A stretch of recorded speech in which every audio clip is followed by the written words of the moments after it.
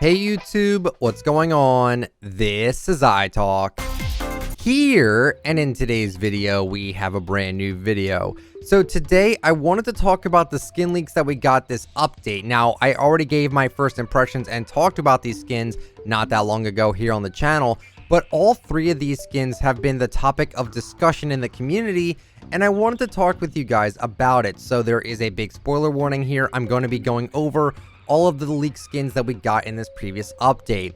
So the first skin we have here is the Xander skin. Now, Xander was discussed, and I personally think that it could possibly be an exclusive for the next OnePlus phone, because that is set to be coming out very shortly, and it would kind of make sense because OnePlus just had the Baranga Boogie exclusive, so it would kind of make sense here. I've heard that it could also possibly be an Easter skin because of the color scheme. Makes a little bit of sense there too. Also, it could possibly be a skin for Ramadan, which would also be very interesting because we haven't had a skin for that holiday before. At least I don't think we have. And it would be nice to see Fortnite branch out into different holidays like that. So I still personally think that it could be an exclusive due to its rarity, which is epic, and it having no back bling. That's like almost a guarantee that it's going to be an exclusive. Rarely do we ever see epic skins get no back bling unless it's just encrypted. And guess what? If the skin was exclusive, I think it would be a lot better. Because again, going back to my love of collecting Fortnite skins, I love collecting, especially exclusives. And I said that the skin was pretty bad in my leak video, and honestly, I still think it is not that great. But the skin actually would be better if it was harder to obtain. Exclusives are also usually reskins of other skins as well, I should mention. So remember what we talked about before? I firmly believe that those skins are just reskins because the companies that partner with Fortnite just get a list of Fortnite skins to choose from. If they don't feel like making a completely unique skin, they can just recolor a popular cosmetic in the game and just call it exclusive. Rare skins in the community are extremely prevalent, at least to the die-hard players, since at the end of the day, we want what we can't have. That's literally science. So I could see Xander being an exclusive skin, but the weird thing about all this is that it's interesting to see people change their tune about the skin because it could be an exclusive. I'm telling you guys, exclusivity sells. So if this skin becomes an exclusive, I'm telling you, a lot of people are going to want it more, even though I think collectively, a lot of people just aren't a fan of it. But then again, there is some people that do like the skin. Next skin we're going to talk about here is the Sika skin. Now, we talked about this before as well, and I wanted to talk about it today because there was a discussion around it.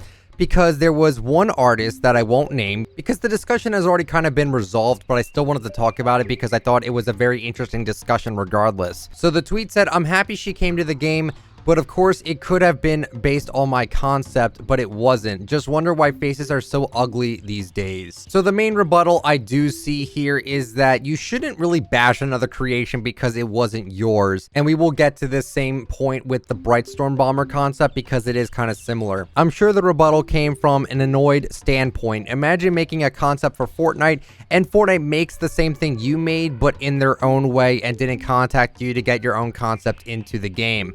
However, Fortnite is known to make gender-bent versions of their skins from the Battle Pass and then sell that into the item shop. So a female menace was probably already made by the time the season even started, or at least being worked on from the beginning of the season at least. Again, I do understand why people would be a little bit upset about this, but I just wish people would kind of think before they tweet. I see this happen a lot on Twitter where people will just kind of say what they want to say without really thinking about the repercussions about what they're going to say about it. Like I said, the situation has already been resolved, but again, I wanted to talk about it because I thought it would be an interesting conversation. The artist probably didn't mean to insult the Fortnite version of the skin and has taken the post down actually. I wouldn't recommend insulting Fortnite's work on skins. I mean, you can say you don't like skins. Again, I've said this so many times that Fortnite does not expect you to like every single skin they put out, but just don't be rude about it. Like, there's a polite way to say, oh, I just don't like Mecha Team Leader or any other skin like that, right? I understand what it's like to make something that you hope would get kind of noticed, but it just doesn't. If you want your concepts to get into Fortnite, or for Fortnite to possibly see them at least, I would honestly try really hard to not gender bent their skins, because those are probably going to be skins that they're already working on.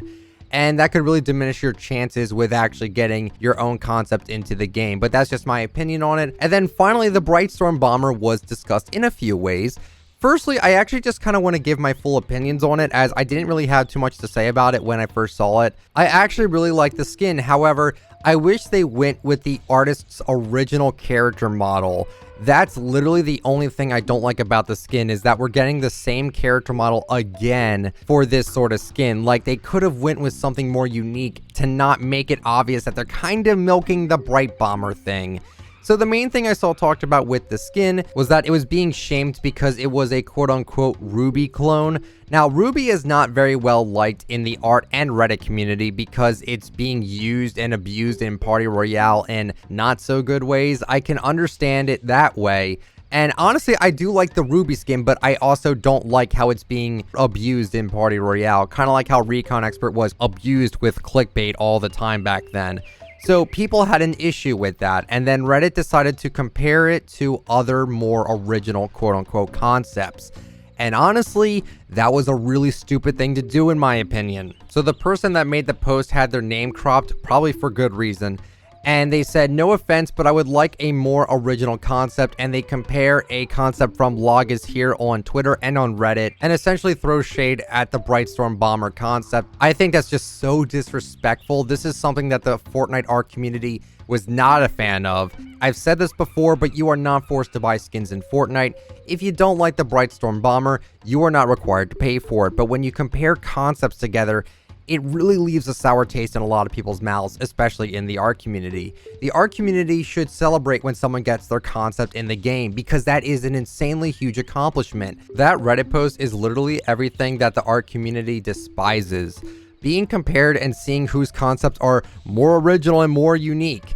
Like, it's not their fault that Fortnite picks the concepts they do. And honestly, like I said, I personally like Sweet Rabbit's concept. And again, I just wish they went with his models and not with the Bright and Dark Bomber ones, because they are very overused. But I'm still going to be picking up the set with code Sweet Rabbit when it drops anyway. So again, congrats to Sweet Rabbit for getting your concept into the game. I would not mind people that are kind of comparing your art. Please don't take it seriously. I think people are just frustrated that we're not seeing crazy original art make it into the game. I understand it from that point, but that has literally nothing to do with Sweet Rabbit's design whatsoever. He made the concept, he got contacted. So I don't know. I really don't know what else to say about it. Just be happy that we're getting more artist renditions into Fortnite. And guys, that is it for the video today. Hopefully you guys enjoyed. If you did, let me know with a like, and subscribe to the channel if you're brand new, and turn on the bell just to get all my latest uploads. And if you'd like to use me for support a creator, my code is ITF. Have a great day, everyone. See ya.